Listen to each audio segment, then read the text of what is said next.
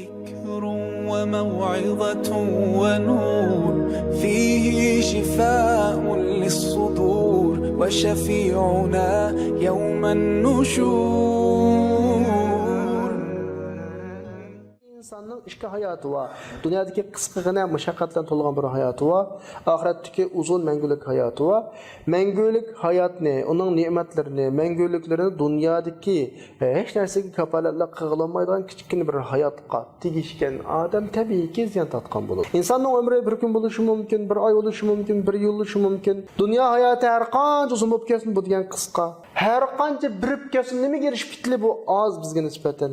Üzünün ahiretini muş dünyaya satkan kişi tabii ki faydalandı, ziyan tatam. Tabii ki ziyan tatıdı. Çünkü o Allah'ın nimetlerinin hemmegi ten olmaydıgan, Allah'ın hiç kana bir nimetine doğru kelmeydigan bir näselerini satып algan boludu hayatta. Aramızdan ziyan tatıdı gallıva.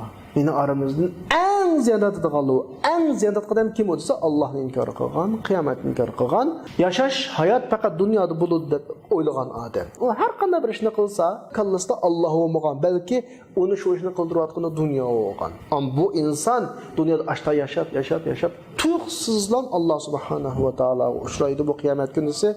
Hiç qanday bir yaxşılık hesaplanmaydı. Çünkü özünün yaxşılık bilen bu dünyanı közlegen ahiret emas. Bunun ahirette hiç qanday bir oturup koygudak bir nimesi bolmaydı. Nama yaxşı işleri bolmaydı. Biz hayran qalamiz. Nima uchun ahiretga işinimiz deymiz? Ahiretga naz nimet işinimiz deymiz? Dünyadaki hayatımızın imtihan hayatı deb turup dünyadaki işlerimizge tayyorlik qilganchilik tayyorlik qilmaymiz ahiretga. Bu insanların ahiretga bo'lgan imanının chinligidan odamni gumonga soladi. Hayron qalar masalan ba'zilar hayatı dünyaya bek kuchli tayyorlik qiladi. Balalarını qo'shnilik maktablarga avatidi. Bu o'qitish jarayonidagi ko'tarilmaydigan ishlarga chidaydi. Universitetlarga avatidi, chet elda o'qitishga avatidi. Bular mushunday qilish orqali balalarni kelgusiga hazırlavatdı. Bu kelgusi keskin kelgusi emas. Bilib ketishi mumkin va mushu hayotida xayjigan pullarning hammasi yo'qolib ketishi mumkin.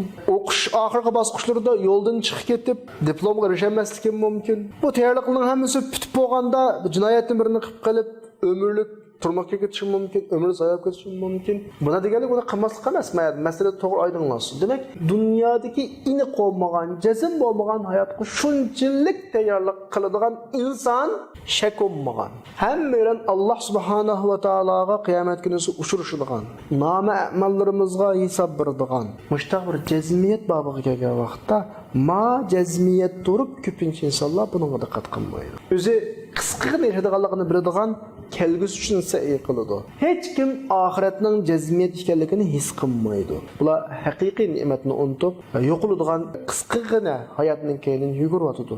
Natijadan bo'ladi oxiratda bularga vobal bo'ladi.